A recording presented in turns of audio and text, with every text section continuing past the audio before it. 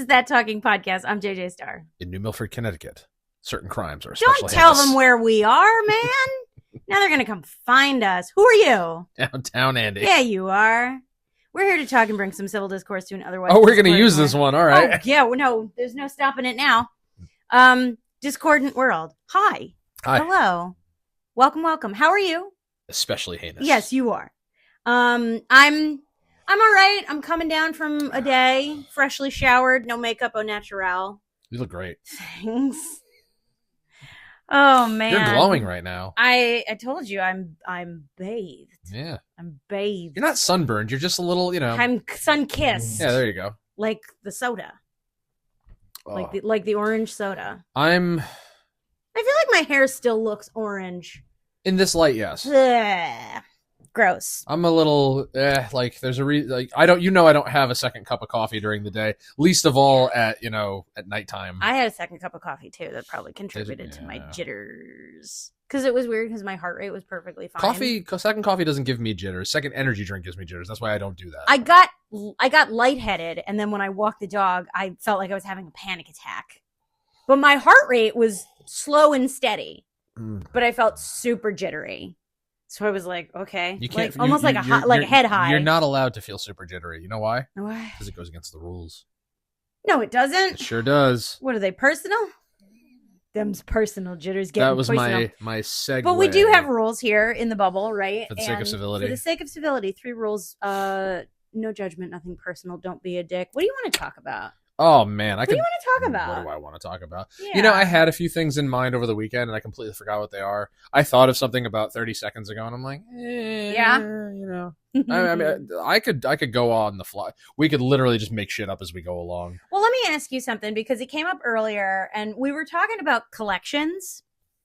Collections. We were because like our collections. Well, or... not specifically our collections, but you were talking this morning. While I was working, you were talking about, like the value of certain things going up and, original card sets and stuff like that and like the monetary value on it. You want to talk about that? I want to talk about, I don't want to talk about cards. That's not the point. If you let me finish. Oh, I'll let you finish. Yeah, I'll bet you will. But when it comes to, what are you doing? A mouth fart? Letting you finish. Well, don't die over there. Don't smother yourself, because that would be sad for me on our vacation time. Those on audio. When you collect something, do you collect it for sentimental reasons or for monetary investment? First of 2 answers to that question. 1, both. Second, did we talk about collections before or collecting? We talked about addictions. Which were really just collections because addictions are a problem. I said, and that was earlier this year. No, very early this year we did an addiction episode where I had to. We talked about frivolity. I had to distinguish between the fact that I have a caffeine addiction. I have a shoe collection. I think the majority of the world has a caffeine addiction. At this point, absolutely. Yeah, I think everyone at this point is addicted to caffeine, whether they realize it or not. Well, I mean, yeah. Because of the fact that, we can't seem to function at a certain level without it. Well, I love the people who are like, I don't drink coffee, just energy drinks are the ones that get me. That's funny to me. I don't know any of those. That's funny to me. I'm just like, bro, do you know what you're doing? Did I ever tell you what's in my that coffee. A couple of times I tried to quit coffee cold turkey because I just wanted to see what would happen? That has to be like migraine city. Oh, yeah. Yeah. It was terrible. I've had to go like a few days without caffeine because of like surgical procedures or something like that. And it's...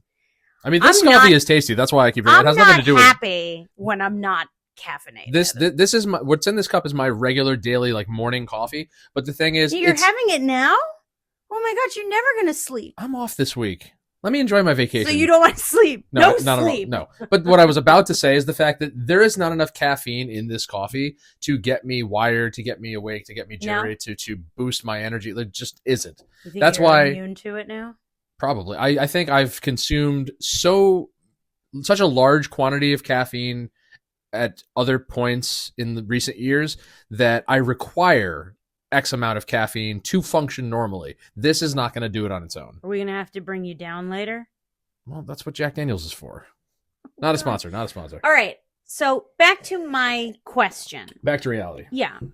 When you collect, because you collect. The answer was you both. Would say, yeah. Yes. Now you collect several things. Yes. Now guitars, trading cards, bottle caps. But when bodies. when you collect them, do you distinguish between like attaining things for the purpose of your collection versus an investment? There are certain things that cannot be resold.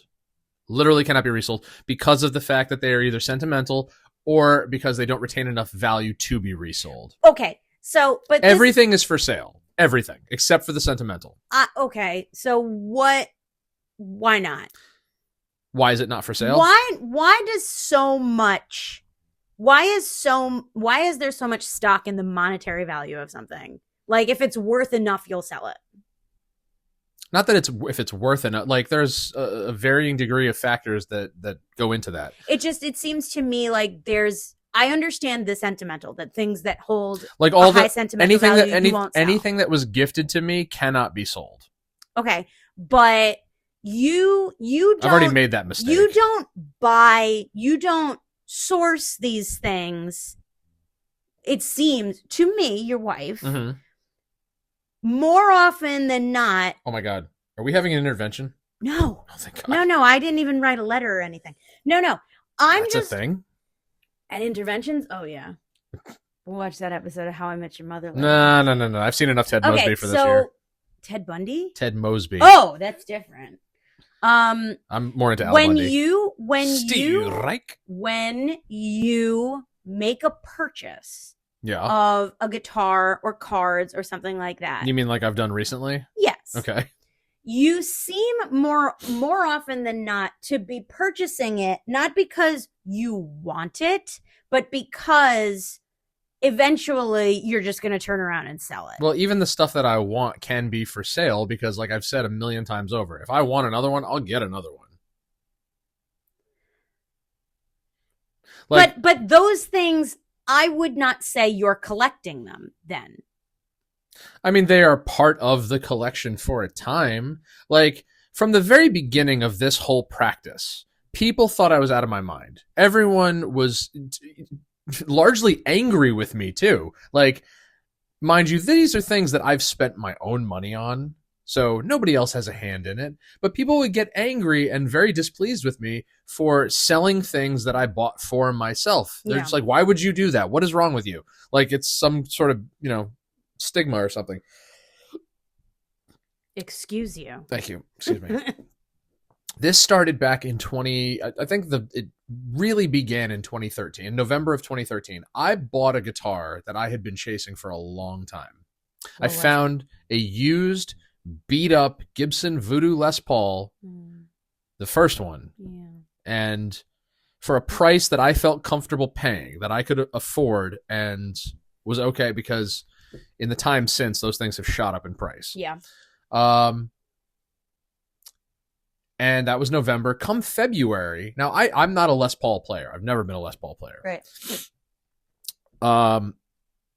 I found in February of the following year, so 3 months later, I found a guy who had the same version. He had a Flying V. He had a Voodoo Flying V. Okay. And I've always been, at least at that time, was a Flying V player. Yeah. So I asked him if he would do a straight trade, and sure enough, he did. For the Voodoo. So I traded the Voodoo Les Paul to him for the Voodoo V, even swap, and everybody was like, "Why would you do that? You wanted that thing so." I'm like, "But this one's a Flying V. This one's also in better condition. It's got more features to it that are more desirable to me." And I'm just like, I'll be happy as a pig and shit. And I played that thing for a couple of months. And then I think I sold it to finance a purchase of a gun, maybe? Okay. I know everybody who's not a gun enthusiast is not. All right. Gun enthusiasts will understand. That's fine. And then I sold that gun, and that sale financed the purchase of another guitar. Now, I understand these things. Okay? Because my mindset at the time was, if I want another one, I'll buy another one. And I understand that. But do you consider that collecting? Yes. To me, collecting It's also investing. See, to me, there's a difference. There is a difference, yes. Because when you collect something, you don't attain it with the intention of at any point getting rid of it. It morphed over time in the sense that, and this is something a lot of my friends, some of whom have actually delved into this, to a lesser extent, didn't understand at the time, but grew to understand. I largely never took hits, meaning I never really sold things for less than what I paid for them. In fact, I actually sold them for quite a bit more than what I paid for them because those are the prices people were willing to pay. And once I saw there was money to be made off of it, I said, well, then this is really just what every single retailer in the world does. They buy their stock sourced from vendors or from distributors, this, that, and the other thing, and they have a cost, and then they have a markup, an overhead, and then they get their profit on it. So it's just a different. I was just doing the same thing as every other retailer in the world, just to a lesser extent. Right, and I get that.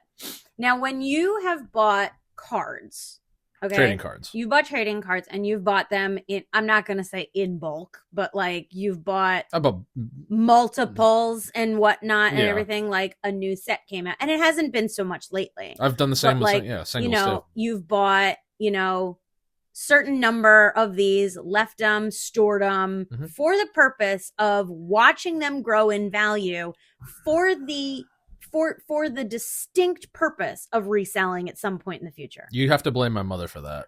And that's fine, Ma. But that to me is not collecting. Okay, I'm not arguing with you. Okay. Now, your mother-in-law, as you know, bought a lot of things, not only for herself, but for us, with the express purpose of holding on to it for a long time because it'll be worth money someday. Like that was her famous tagline. I get it'll be that, worth money someday. But that's not a collection.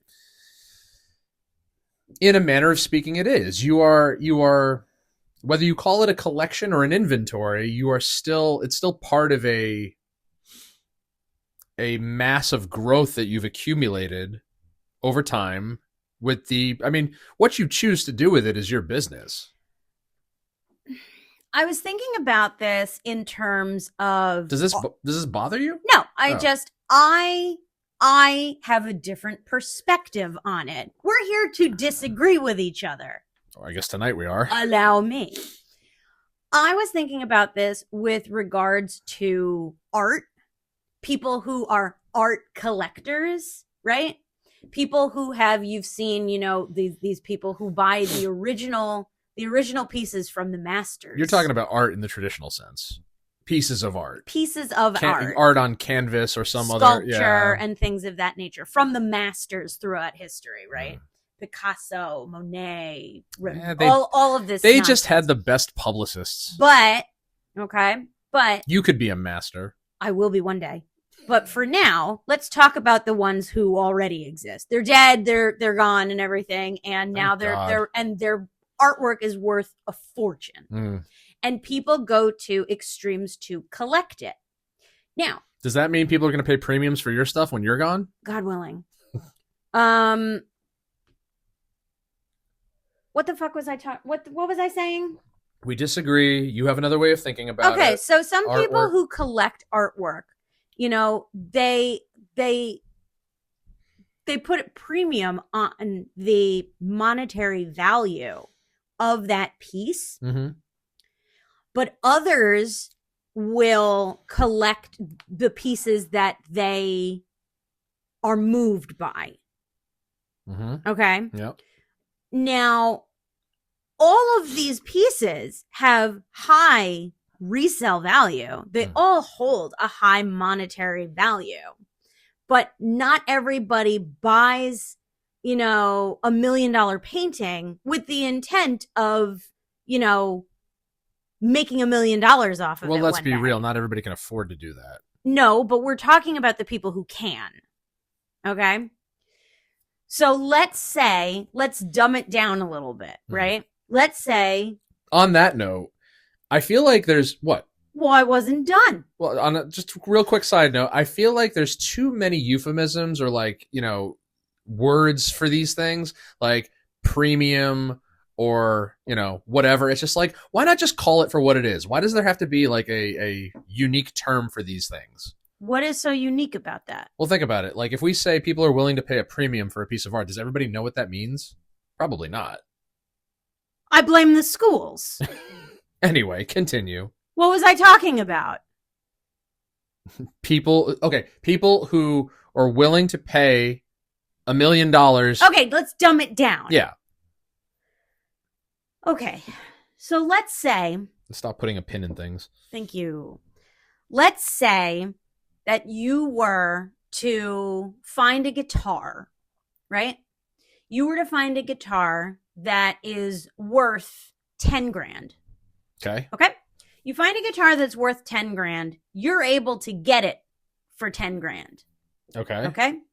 Now, you know that because of the series or the model or the age or the make and everything like that of this guitar, that eventually it will become so rare that it will triple in value. Mm-hmm. And you hang on to it until it's worth 30 grand. But then you don't sell it. That to me is a collectible at that point. Is that it's not a matter of one of these days I'm going to make money off of this. Like that to me is the sign of a collectible. When you hold it because of its worth to you. Whether it's monetary or sentimental, but you hang on to it. I mean, I could give you examples, but, your interpretation, your perception of this is not, I don't see a flaw in it. I don't see a fault in it. It's just, I can think of people who would tell me I'm wrong for doing things the way I do them. Well, I'm not saying you're wrong. I'm trying to identify what it is that makes a collection to you. To me, it's everything in this house is my collection. Whether or not it gets sold, it's still part of my collection, at least for the time while it's here. But if everything is available for sale, the stuff that I buy for the express intent to sell, that's not part of the collection. That's part of the inventory. Okay. If I buy something just to resell it, that's the inventory. If I buy something to enjoy and then sell at a later date, I would think that could be construed as both.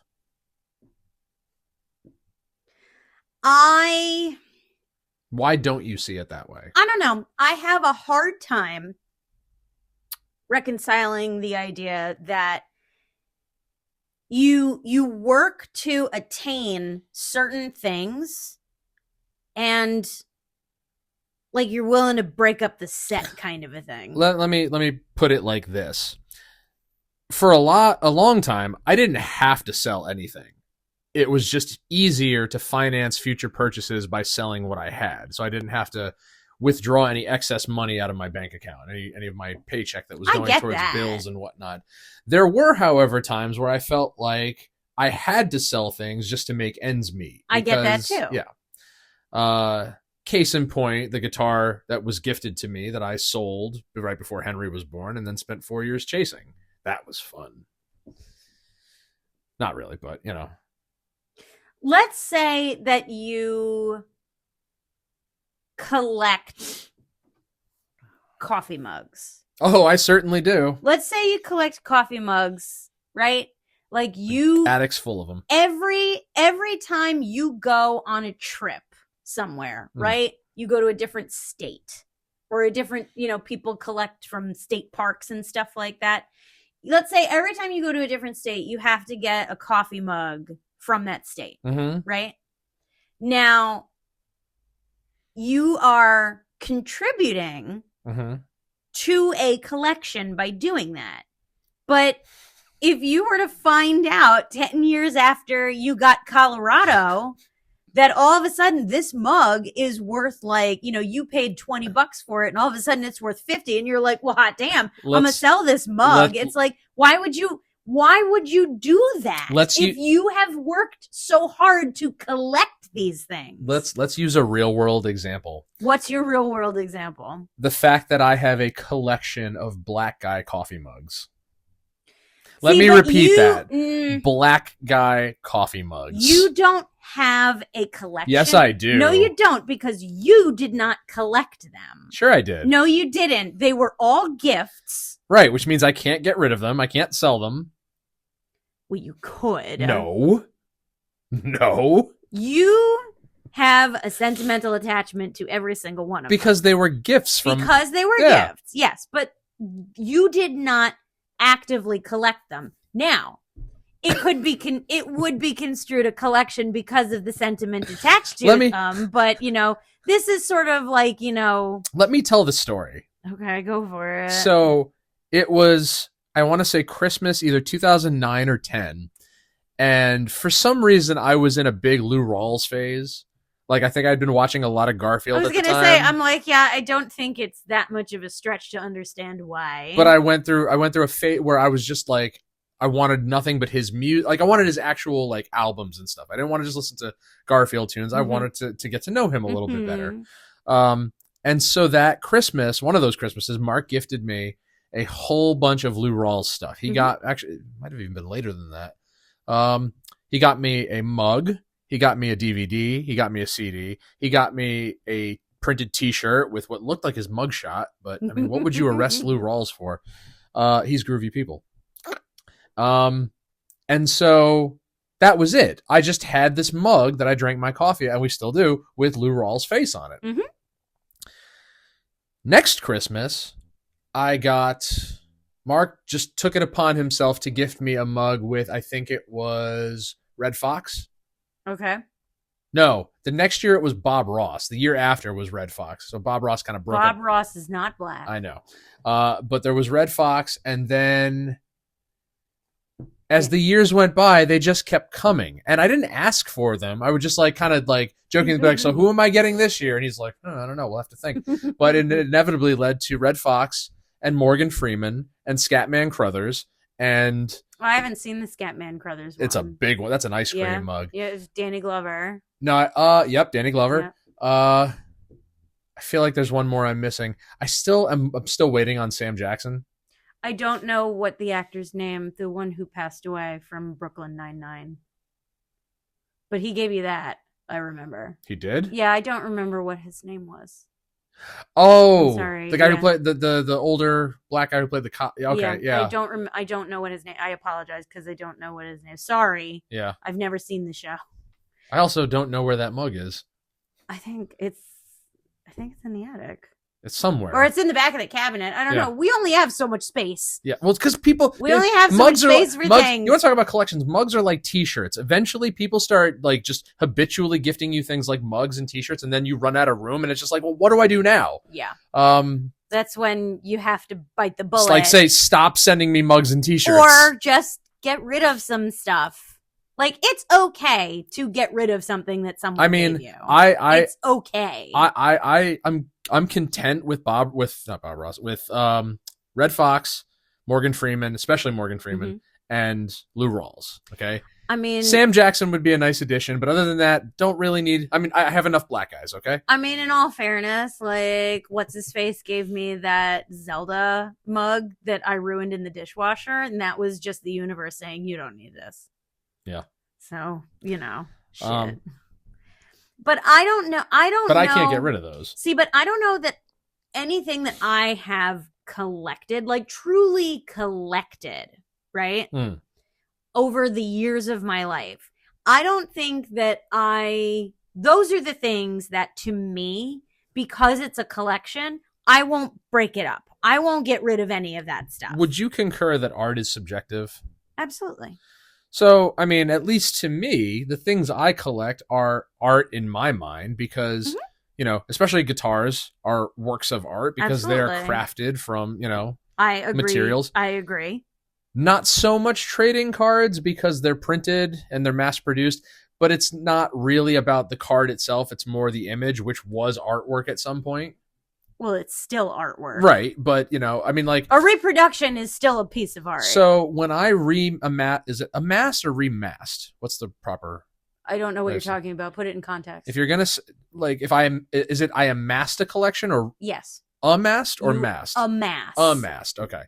When I amassed my Pokemon collection, okay, I didn't care what condition the cards were in. I didn't care if they were damaged, mint, whatever. I wanted each of these cards from their respective sets for the artwork solely. I didn't care if they were in Japanese, German, Spanish, Portuguese, whatever. I just needed copies with the artwork because these were designed. It was, for me, it was purposely to go in a binder for viewing purposes. Mm-hmm. And they sit in the drawer behind me. Now that, to me, is a collection. It is a collection. That is a collection. However, though, if I don't get buried with those are going up for sale because those still retain quite a bit of value. And as a matter of fact, a lot of them have risen in value since I bought them back. See, but... Now, no, because again, if I don't get buried with them, I want you or the kids selling them or keeping them to admire. Because if you sell them, what if you need money someday? Well, what if we would rather hang on to them because it's something you collected? Because let's be real, I have too much stuff for you guys to hang on to. Well, yeah. Look at my parents. They had too much stuff for us to hang on to. I mean, quite frankly, if I hang on to it, it'll just be their problem one day anyway. Right. Yeah. You know, I would honestly like to, you know, get rid of as much stuff as possible so you don't have to go through that like we had to go through with my parents. But if you guys want, I mean, because the other thing too is I'm the expert when it comes to these things. I will be able to get maximum value because you guys haven't done all the research that I've done. Nobody said we wouldn't.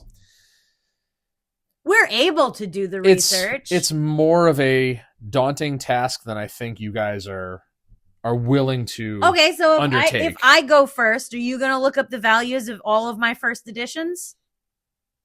That depends. Or are you just going to give them to a library somewhere? It depends. Well, who says I won't keep them? Yeah, okay. I'm certainly going to keep the ones I gave you. Because that right there. So when people in my life have passed on, I have kept things that I gave them because it reminds me of those moments. So, for example, the deck of cards I made Dad for his 80th birthday, that's in the cabinet with the other cards. The Pee-wee's reward sign I gave John for his birthday one year, that's hanging on the wall over there. Yeah. I mean, you know, there's only so much stuff we can hang on to. Now, let me turn a corner for a second. Yeah. Okay? Let me ask you this. That's a collection in itself. Let me ask you this about collectibles.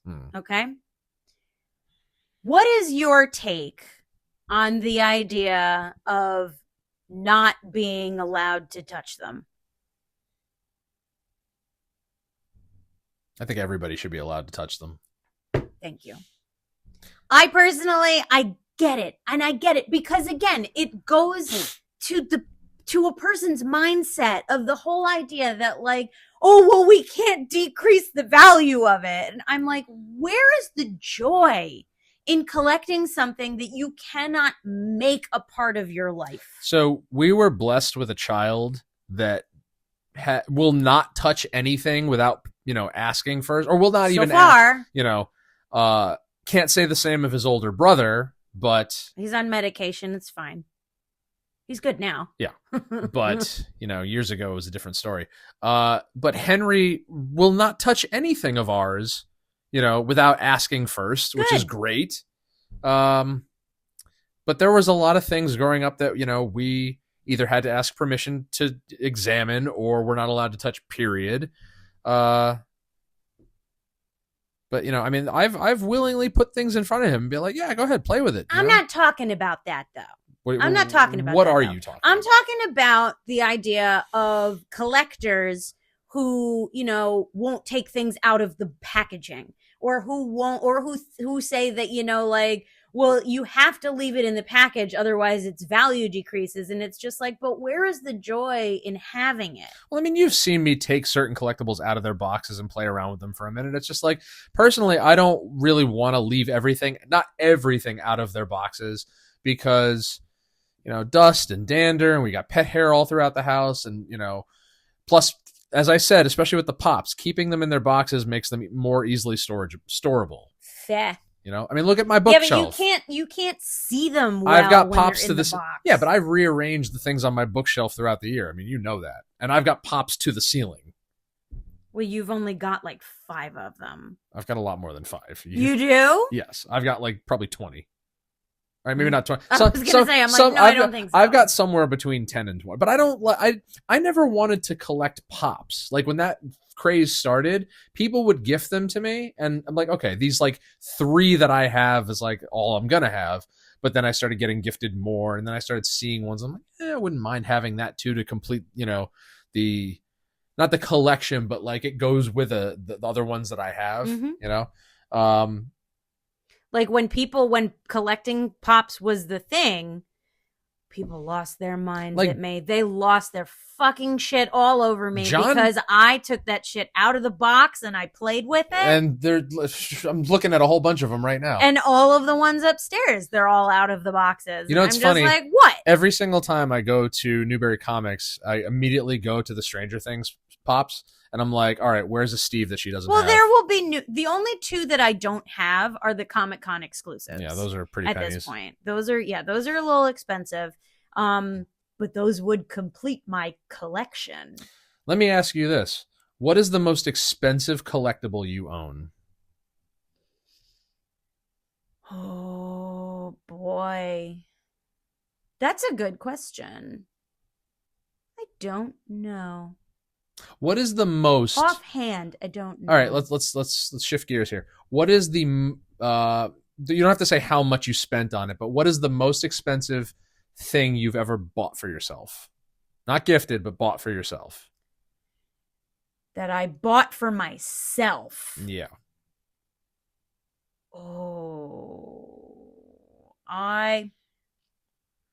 It's tough. It's tough because there are things that there are collectibles that I've bought. I haven't really bought myself expensive collectibles. I've purchased expensive collectibles for others because I already had them. But I want to know what is most important to you in the realm of collectibles. First editions. First edition what? First edition books. There are, you talk about your chases and stuff like that. You mean like the one I got you? Yes. There are chases that, yes, because... And that wasn't a first edition though, right? Yes, it was. The one I got you is a first edition. Yes, it is. Really? So here's the deal with that, is that the reason why that cover is different is because it was not sanctioned, if you will, to be printed in the U.S. The publishers were like, we're not going to print this. So we took it to another publisher and they were like, all right, well, we'll put it out in paperback. Well, tell them what it is. Well, it's American Psycho. Yeah, they don't know that. But it did get a hard copy printed in the UK. So you got me a first UK printing. Thanks. You're welcome. But I had paperbacks of all of Ellis's other books and everything. And I was like, well, I need the first edition. The funny thing is, I went ahead and I found them. You had been talking about that right before your birthday that year. Because I had first editions of all of his other books at that point. And I'm like, there is none. There is no first U.S. hard copy. Now, there's a whole that ties in with what we're talking about is the fact that I remember buying that thing. I remember looking at it and trying to make sure it was the right one and everything. And for the life of me, I could not see in it what you do and probably never will, because like I can appreciate the desire for books in the same vein as my desire for guitars and trading cards. But to me, putting that price tag on that book, I feel the same way about it as the way people feel about when I tell them what I've spent on trading cards. Like, but yeah. Okay, so what is the most that you have ever spent on a trading card? I think around $750 for a single card. So I have one card that not only I think. A little tap dancer upstairs. Yeah, no, this is the one I most recently bought. I bought it and I had it graded. Okay. Because that adds to the value. Mm-hmm. Now that was for my collection because I always wanted one of those.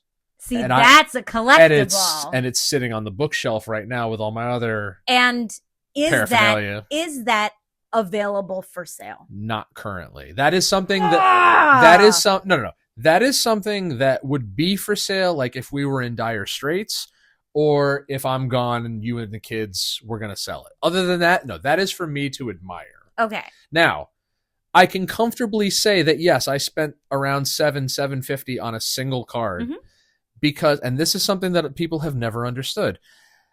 I've spent $500 more than once on a single card because I bought 3 $500 cards around the same time in 2021. Yeah. And so I spent about $1,500 total. And about 2 to 3 years later, I sold those 3 cards because I had them, I admired them, I even played with them. And I sold the 3 as a set for, ready? $2,000. Okay. And every time I tell that story, people are like, that's amazing. Like, what the, like, who would pay that and blah, blah, blah. And it's just like, listen, I studied the market. I kept my eye on trends. And I knew how to negotiate, not only when I purchased them, but when I sold them.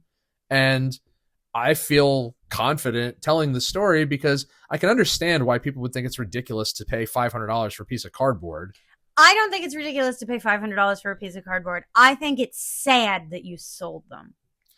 If I want another one, I can get one. We can always get more. And in fact, I did get more. And I paid less than $500. I have that glass bowl that I have made a stink over since the day I came here. Yes? Yes. I got that at an auction.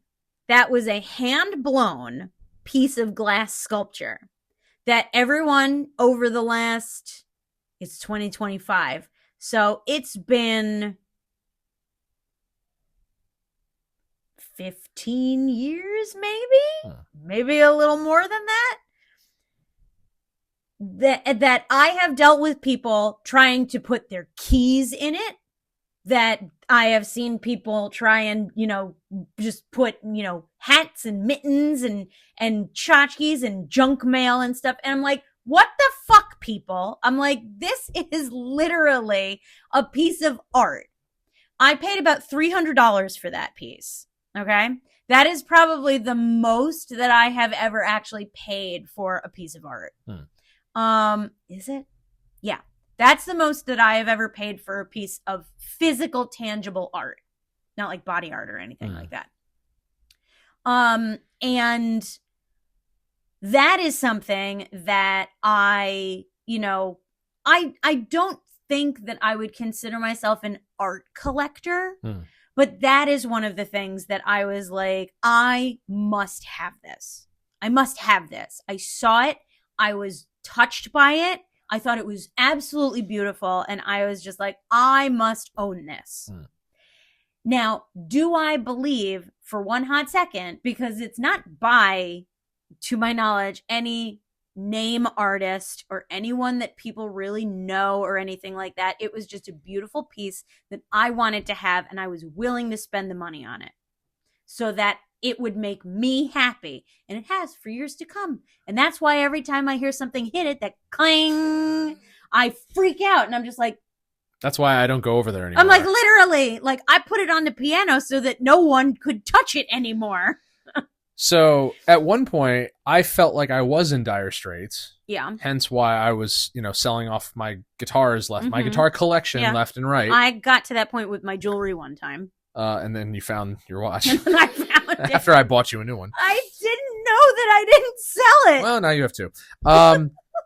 And I can't even believe this actually happened. But so when John died, he had about like a dozen or so guitars. Not many of them were really worth anything, but a couple were. But the one that I kept was the one that I damaged when I was younger, because I said, this was important to him. I don't want this out in the world. This Yeah. needs to stay in the family, because after I'm gone, hopefully the kids will appreciate it and, whatever. Yeah. But at one point when, I was on hard times, I put it up for sale. Mhm. And I was, offers were coming in, and it was worth, a couple thousand. But then I got an offer from Jason Hook. Jason Hook was or is still the lead guitar player for Five Finger Death Punch.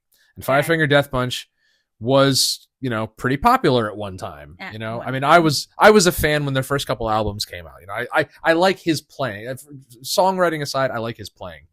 And he's a big collector of that model. Mm-hmm. And he saw it through his personal eBay account, and he started punching in offers. And I'm just like, and he kept going up and up and up and up and up, and finally tacked on a whole extra 1,000. And I'm just like, I can't do it.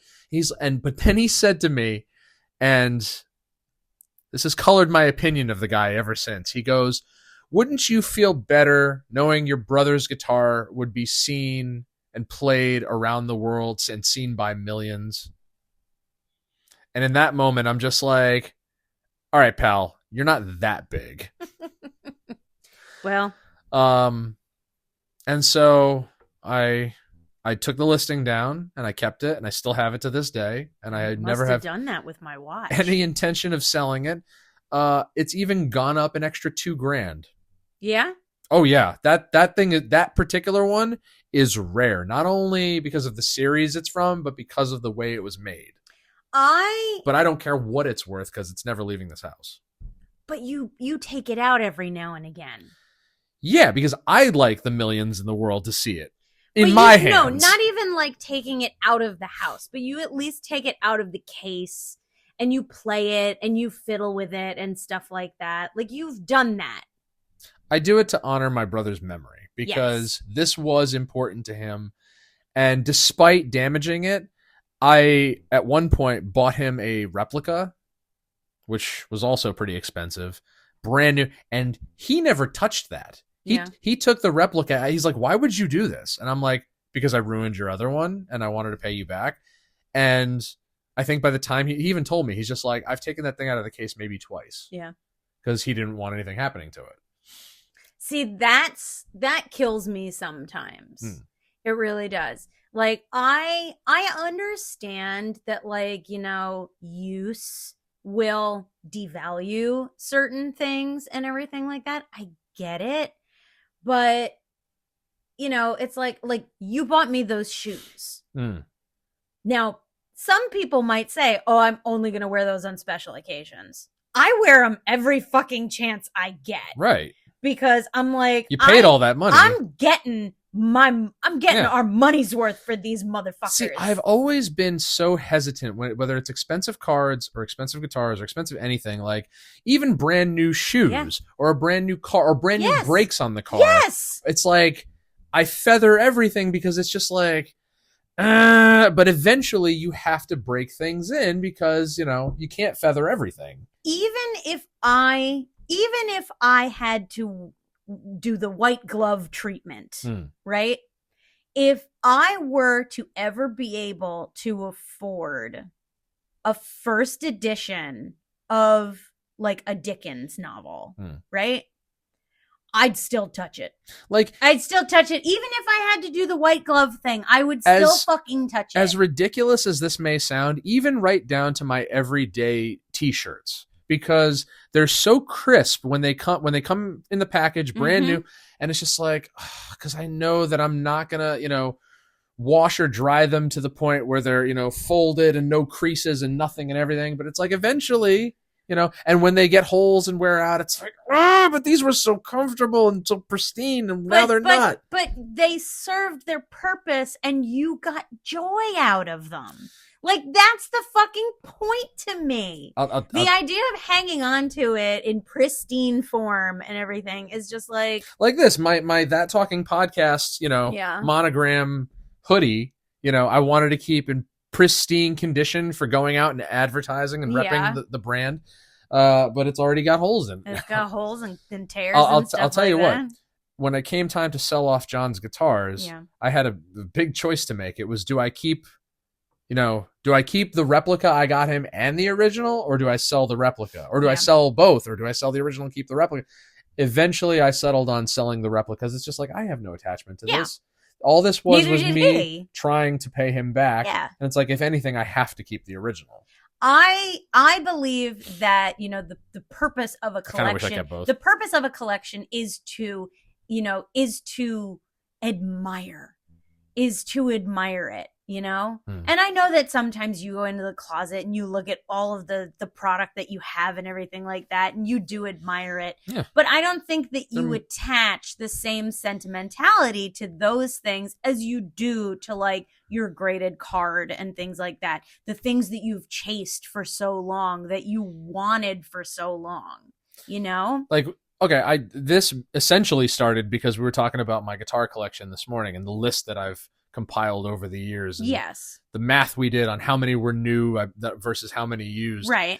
The one hanging over my left shoulder right now, the one I acquired last week, I've told this story to so many people in the past couple of days. It's like, I willfully avoided that brand for many, many years because I knew so many people that had them and they weren't as aesthetically pleasing as some of my other ones. It's just like, it's just, there's no attachment there. I can't put that thing down. Yes, but it's practicality and functionality are making it sentimental to me, which is fantastic. And it wasn't even that expensive. If you rewind that story just a little bit, you will encounter the prologue that started with, I've never been a big fan of Telecasters, but I really wanted this one. And then, what did you do? I traded the Telecaster for that. When? 2 days later. 2 days later. 2 days later. 2 hours after you brought that thing into this house, I said, are you happy? And you said, eh.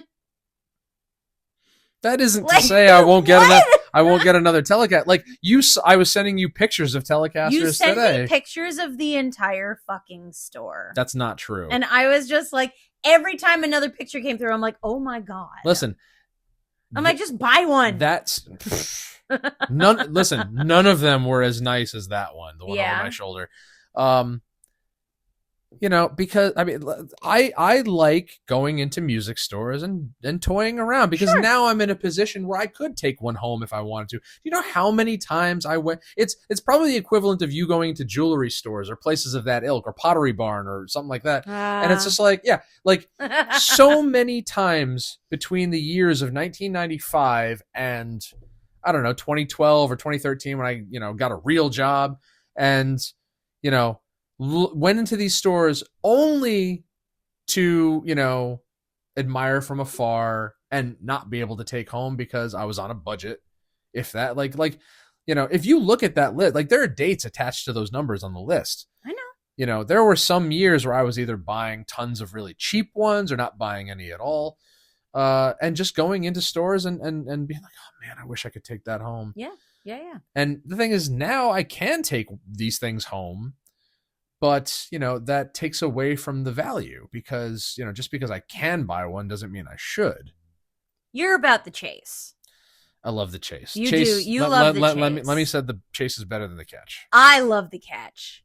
I love the catch too. I got these books yesterday at a flea market. I feel bad for the people who sold it to me. They're not worth a ton of money, but I mean, these books are almost 200 years old at this point, and they are in fine condition. They're barely even dirty. And I got them for $10. I got them for $10, $5 each I paid for these books. And I am astounded that, these people they could have easily asked $100. Rhodey and I were talking about this earlier tonight, and I told him what I've been doing lately. And it's that, there's, In 30 years, I've owned 89. 30 30 years. In 30 years, I've owned 89 guitars. Mm-hmm. Now, that doesn't mean there's 89 in this house right now. There's probably like a quarter of that, if that. But to make sure that they all get their fair share, I started rotating them out. So I take a couple, I keep them out in the open. So that way I see them, I can pick them up, I can play them. And then a couple of weeks or months go by, I put those back in the closet, I take a few others out, and that way they get rotated. First you take them out, put them in the back. Bum, bum. That's all that's in my head right now. It's constant. What was I gonna say? You know, what was I gonna? Because they're talking, you know. and yeah, something popped into my. It's gone. Wow, the brain fog is really strong with me these days. Thanks, menopause. This sucks. Yeah, I was gonna say something and I don't remember what. There's an acoustic over there that Dad actually won me in an auction. Mm-hmm. Which it's not a really great guitar, but you know, it's the memory that matters. Yeah. And I didn't really start. I can count on one hand the amount of times I even touched the thing before Dad died. Yeah. You know. Yeah. So, and then after he died, I was playing it pretty regularly. It still needs some work, but I can't get rid of that thing now. Yeah. You know.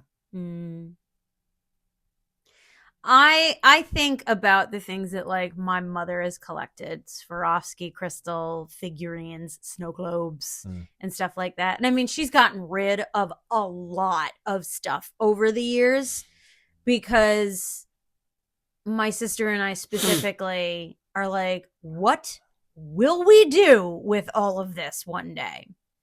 And you know, she's sort of squirreled it down to the point at this point, but you know, I think, you know, I mean, that's where I got the collecting bug, where it was like, what do I want to collect? There's also another like I collect bones. I'm sure I can't be the only one, but I'm the bone collector. This crosses my mind quite a bit, and it's that a lot of things that I hang on to are also things that were of importance to other people, and like John's guitar, for example, and other things of his or things that belong to my family. Because once they're like, if I knew that these, and I do to a degree, but if I knew how important these things were to these people while they were alive, it's like in my mind, I have to keep them, you know, in case they come back for them. Not really, but like, it's just, you know, Aww. I can't let them go out into the world because, you know, I'm afraid they'll wind up in a dumpster or they'll get, you know, no, I get it. They'll get ignored or whatever it is. And it's just like, you know, like so much stuff that was in Dad's house and our old house, you know, I would look at all these things and like, I know how important those things were to these people. It's like, I can't just let that go to Goodwill. I can't let that go to a dumpster. Like, I just can't because I remember what it meant to somebody. The sentiment is strong, you know, and when the sentiment is strong, you know, I like to think that that's the part that lives on, even if it's not sentimental to you, because it was sentimental to someone who meant something to you. You know, that's where it memory locks. There are certain things that belong to family members of mine that actually meant more to me than they meant to them. You know, like there are things of Dad's that I hung on to that, you know, I'm sure he couldn't, you know, didn't really care all that much about, but it's like, but it meant something to me because I remember, you know, when he got these things and how often he used them and when he took them out and this and that and the other thing. It's like, they're a constant reminder of like my upbringing because all those times that, you know, I saw this person and that item. And those are the things that I think those are the significant things. Yeah. Like, do you know how hard it was to let Shorty's leash go when we donated all that pet stuff to animal welfare? I have all of Banky's things. I kept Charlie's food dishes right over there. There is an ottoman upstairs that is literally, it's a storage. It's storage inside, and it is full. But of Banky's is things. there a fine line though? Like, do you have to draw the line at some point? Because I know some people believe that, but it's just like, you know, at what point does it get ridiculous, or does it not get ridiculous? I think that it's subjective, of course, but I think that everyone needs to be okay drawing a line at some point. Like, you know, like come decades from now when Sadie is no longer with us, you know, will I donate her diapers? Yes. Because some other dog could use them. But like, will I donate her hoodie? No, absolutely That's getting not. mounted to the wall. Exactly. I'm like, absolutely not. I will not get rid of the toys that she came with when I adopted her, even though she's never played with them ever. So when I was 5 years old, Mom got me the set of 5 Power Ranger 8-inch action figures, the ones that are on the bookshelf right now. And she got herself a set that she kept in the box, stuck it in the closet with all her Barbies. She's like, these are going to be worth money someday. They have all increased, not by much, but they've increased in value. But the thing is that, like, you know, when she died, I'm like, I'm taking these because she bought these because of my interest. And when I saw what they were going for, I'm like, it's way more worth it to me to hold on to them for the sake of the fact that she bought these with the intent of holding on to them. Yeah. Like, you know, so even though I have my set on display out of the box, mind you, you know, I also have her set on display because that takes me back to that moment in 1993 at KB Toys in Sandhill Plaza. Yeah. For those who remember. I tried getting a job there when I was like 16 and the guy was like, "Oh, you're a jack of all trades, eh?" I probably lied on that fucking application just to get a job. Odd. And then it turned into a liquor store. So, and now we can all collect from there. That's a good idea. Let's all get loaded. This is a good time. This was a fun one, you know. And I don't begrudge anyone for, you know, investing in these kinds of things. But, you know, I mean, there are plenty of people out there who fill their homes with nothing but collectibles in the package because it's like, you know, because of the worth. And it's just like, honey, eventually you are going to need money or space one or the other. But, you know, to each their own, find your joy. Absolutely. You know, mazel to all of you. This was a good one. Thank you out there in podcast land for listening. We had a blast. Thank you to everyone who came to Dead Language Brewing to see Tax Collectors and Harlots. And that was a big show. It was a big show. And thank you to everyone who went out to Coat of Arms Tattoo for the Halloween Flash event and to see the strangers. That was a fun fun time. That was a show. That was a fun time. And you now have... I like how they opened with the Munsters. Yeah, right?